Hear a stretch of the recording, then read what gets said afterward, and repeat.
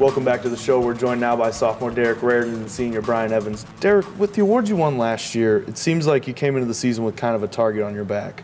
What's that transition like being, having 2 or 3 seniors to lean on last year, whereas now you are the guy for sure?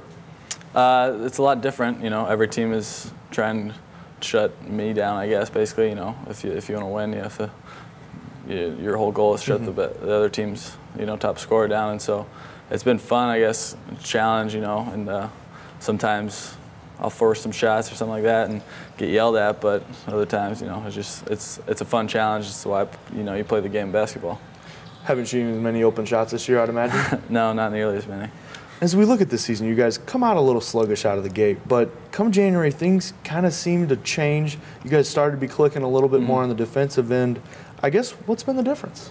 It really has been defense. We've played all these teams, we know them well, and so we know what they like to do and stuff. And so we just, we've worked hard every day in practice on shutting teams down defensively and getting the rebound and just going, and our offense has come around thanks to our defense. Definitely. And Brian, being one of the 2 seniors on the team, maybe on some of these road trips or other things, do you ever kind of maybe feel like the old guy?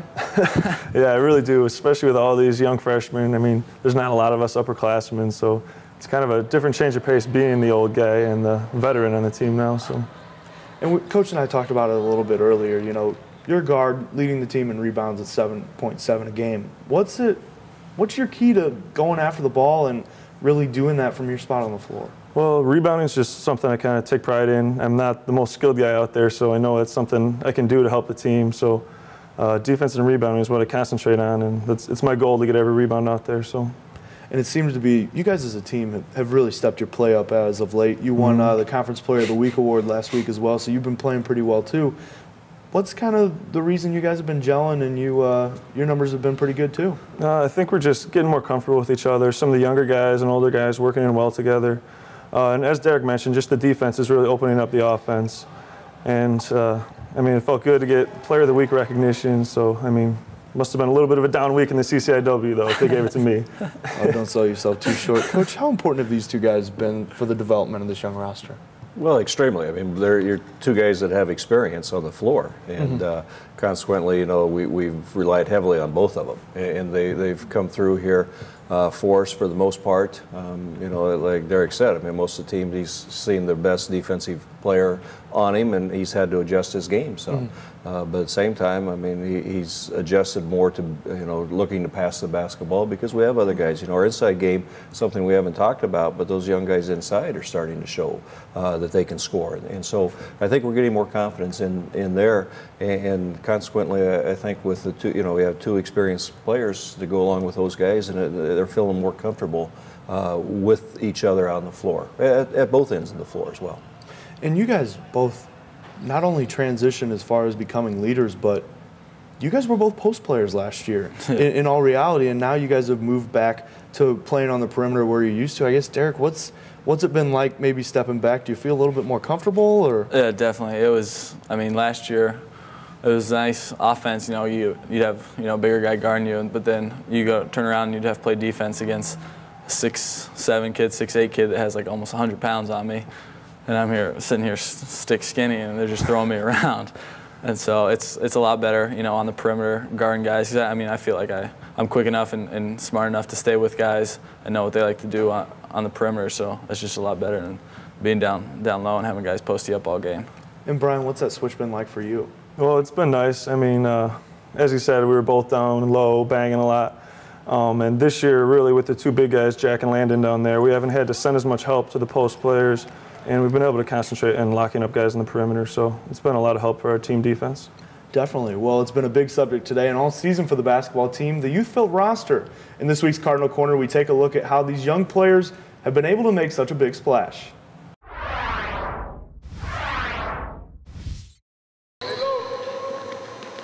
The Cardinal freshmen are numerous, and they've had plenty of success this season. They know who to credit for that. Well, it's the coaches, really. They have pretty much everybody in here trying to shoot, work out after practice, work on ball handling and stuff. So I think that's like the biggest thing that helps me out. Confidence our coaches put in us. They tell us every day, practice, games, all the time. They just tell us to go out and play our game. remind us that we're not freshmen necessarily. We've been playing forever. Just go out and just play like we always have. The Cardinal coaching staff will take some of that credit, but admits they knew they could push this group all along. We had to have some guys that were going to be able to step up, and we felt good coming into the season that the guys that we recruited had the ability to contribute immediately. Like you said, C.J. Gold-3, Landon Gamble, Jack Burchett, Chris Smith, Vince Kamick, those guys have really stepped up, and they've done a really good job for us this year. Those 5 have all played significant roles for the Cardinals this season, with Gold-3, Gamble, and Burchett being 3 of the team's top 5 scorers.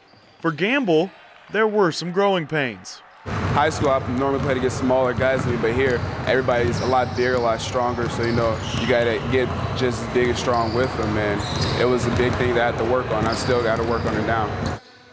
For Gold-3, one of the biggest adjustments was to the mental part of the game. Beginning of the year, I was kind of nervous coming out here, but I just remember I've been playing the game for a long time. You just got to have confidence when you go out there and just hustle and play D.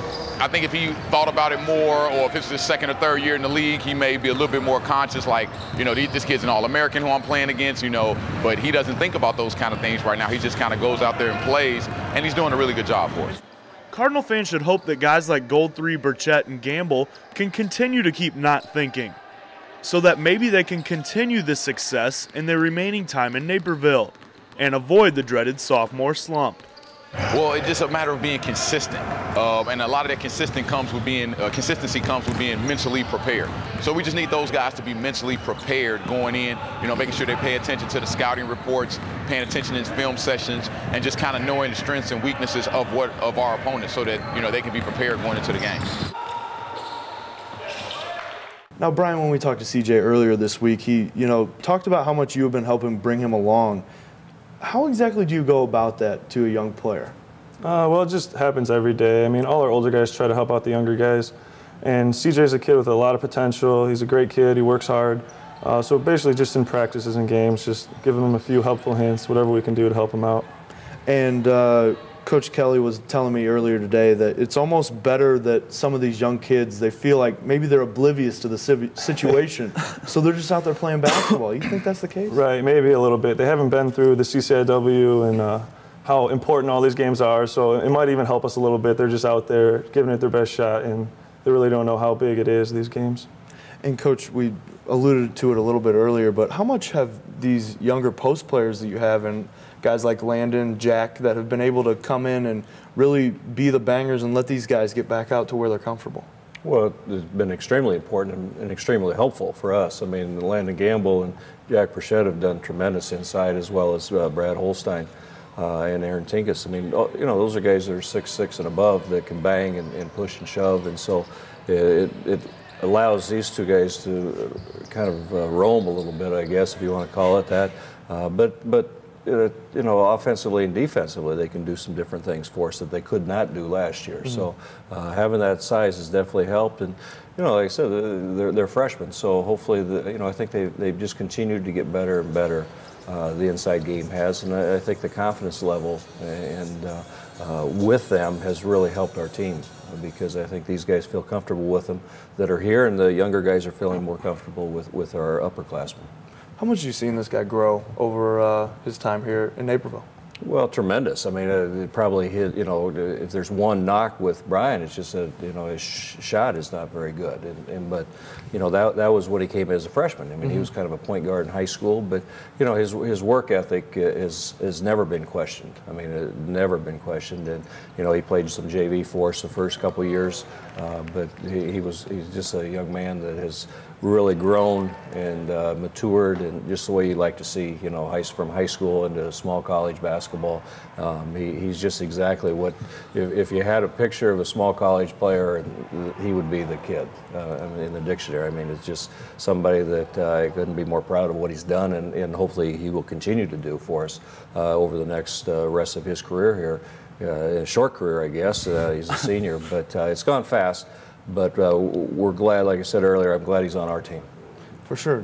I guess maybe one or two things you kind of take away from your time here, maybe remember a little bit as you look down on these last way down the season, I guess. Yeah, I'm getting a little sad that it's almost over, but really just what I'll remember is all the fun experiences with my teammates, and it's been a good run, so I'm excited to try to make a run with my last couple months here.